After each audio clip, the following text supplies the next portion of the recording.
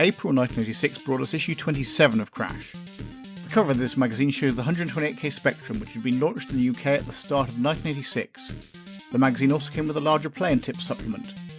Like the previous year, April just seemed to be a slow month for quality games, this month with only one Crash smash. Although I'd usually do a top 10, the 4 games that would have been in joint 10th place this month were all pretty bad, so I'm going to stick to a top 9. Let's see what they were.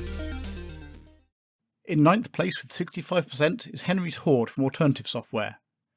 In this game you play a gnome called Henry who is heading to the Magic Castle to steal the Golden Horde. Crash described this as a Jet Set Willy or Manic Miner clone, but one that's quite good fun to play, with colour and graphics used well. Generally, Crash were not impressed with the deluge of Jet Set Willy-like platform games coming out, none of which were any better than the original, although as a budget title this was at least a reasonable deal. I was quite surprised to see a Manic Miner variant be released at this point in the Spectrum's history, 3 years after the original Manic Miner. However, it's a bit of a disappointment as it doesn't offer anything new or that impressive for a 1986 game. Gameplay-wise, it's not even as polished as the original, and I find the collision detection to be sometimes a bit oversensitive. Had this come out in 1982 or early 1983, it may have been impressive. I can see it would still be fun for fans of the genre, but it's nothing special. In 8th place with a score of 7 out of 10 is Beetle Quest from No. 9 Software. Taking the average of all ratings gives this game 68%. This is a text adventure themed around the songs of the band The Beatles. Crash described this game as being full of 60s atmosphere. However, whether a player would like the game would depend very much on how they felt about the subject matter. They found the graphics imaginative, but the game difficult, although superbly crafted. This game certainly scores on the originality front. Getting away from the typical fantasy or sci-fi setting, the setting of this game themed on various Beatles songs was a novel idea. The graphical style works well for the game, and the use of the quill in the patch means that both graphics and text could be on screen at the same time. Although the cover announced 2 sequels to this game, this was the only one that was actually released. The game is humorous, and is one that I'm looking forward to playing more, but maybe one to avoid if you don't like the Beatles. There are 2 games that fall in 6th place with 70%. The first is Show Jumping from Alligator Software. This is a simulation of the sport of show jumping, with you riding your horse over a series of courses of increasing difficulty. Crash described the graphics as well defined, with the horse and rider well animated. They felt that this game grows on you once you get into it, although it could be hard to turn your horse accurately. However, although the game was enjoyable, they did not think the addictiveness would last. On the whole, they found it a very worthy show jumping simulation. This is a passable representation of the sport, and as horse-themed games go, is certainly better than Grand National from issue 16. The controls are responsive enough, and there are techniques of both positioning and timing needed to get through the courses. The graphics are good, although the flick screen approach isn't great for this type of game. It's not very exciting, and not a game I can see having much lasting appeal, but may be worth a few plays if you like the sport of show jumping. The next game in 6th place has a score of 7 out of 10 in every category, so 70% overall. This is Temple Terror from Atlantis. In this text adventure you play Archie the Explorer searching a temple for the elixir of healing. Crash described this game as basic and straightforward, but eminently playable and suitable for a novice adventurer. They found the solutions to the problems to be logical and generally fun, although sometimes cliched. On the whole, the game was straightforward and easy, and at a price of £1.99 was a cheap way of enjoying adventuring. I know this is a budget game, but this must be one of the most primitively presented games I've seen for a while. Whilst the text uses a variety of colours, that's the best that can be said. The use of capitals throughout gives it the feel of a ZX81 game or an early Arctic title, and the spelling mistakes, lack of graphics, and annoying beep after every key press just don't do the game any favours. Maybe one to play if you're a text adventure completist, but definitely not one that I consider worthwhile. In 5th place with 74% is Sod Off the Sorcerer from Bug Bite. This is a conversion of a Commodore 64 game called Gandalf. In this game you play Sod Off the Sorcerer and have to protect your castle and your apprentices from a horde of local dragons. Crash found this good value for money at £2.95 with neat graphics.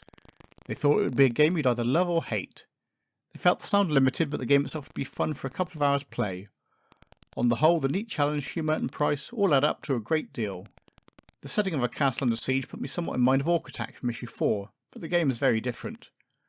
I like the arcade aspects of this, it feels like a good game if you just want action without needing too much thought. However, there are better arcade games, and this doesn't really seem to gel as a game. Good for a few minutes, but probably not one with lasting appeal. Next, in 4th place with 79%, we have Rasputin from Firebird. I am Rasputin.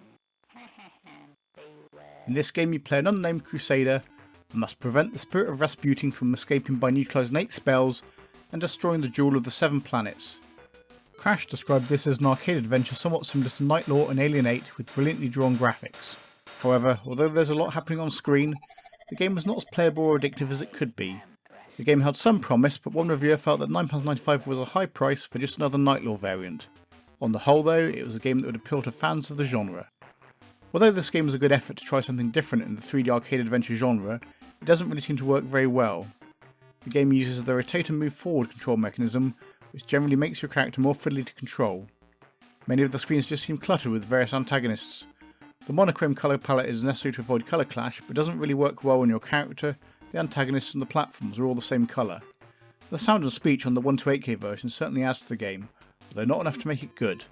Although from Firebird this wasn't one of their budget titles. I'm unimpressed and certainly wouldn't have wanted to pay full price for this back in the day. In third place we finally get into the 80s with the game scoring 82%. This is Think from Ariolasoft. Think is a variant of the popular Connect 4 board game, in which you have to place counters on a board in an attempt to get 4 in a row. Crash described this as a nice simple board and strategy game that is both original and challenging. They found it easy to pick up and difficult to master. They were impressed with the icon-driven main menu that gave the game a level of polish. On the whole they rated it as addictive and well worth getting hold of a copy. Ariolasoft have done a good job with the presentation here, and for what is a fairly simple board game there are a number of options. This can be played against another player or the computer with 7 skill levels available. There are speed and blitz options, a tutorial and a problem solving mode. The way in which the pieces slide as you move them onto the board makes this a different game from Connect 4, although similar. If you liked Connect 4 you'll probably find this fun to play, however it may not have long-term appeal once mastered. In second place with 84% we have another game from Ariolasoft, Skyfox. This is something of a flight simulation variant with you taking the controls of a 3,000 mph jet carrying a full payload of weapons. Your mission is to defend your colony from hordes of invading aliens. Crash described the graphics as excellent although fussy, and the colour as plain but acceptable. They felt that more sound would have made this more exciting. As a game they described it as a good mixture between an average shoot 'em up and an average flight simulator. They drew comparisons between this and Codename Matt from issue 4, with the strategic decisions needed when you have lots of enemies closing in. On the whole they felt it may be an unnecessary purchase if you already have many flight simulators. This is more of an arcade style flying game than a simulation, and that's probably a good thing. The game feels action packed throughout and less drab than something like Spitfire 40 from last issue. In some ways the feel takes me back to 3D Tank Duel from issue 7. There are a variety of scenarios to play through, and although I definitely wouldn't consider this game a classic, it's not a bad variant of the 3D first person perspective flying game, and maybe worth a couple of goes. Finally, in first place with 92%, the only Crash smasher of this month, but it's a good one. This is Bomb Jack from Elite. This is an action-packed game based on the arcade machine of the same name. You play Jack and travel the world jumping around a set of platforms, collecting bombs, and avoiding nasties who are determined to stop you. Crash described the game as absolutely fantastic and so playable. It covered all the features of the arcade machine on which it was based, and was packed full of addictiveness. Although easy to start with, they found that after a few rounds things got tough.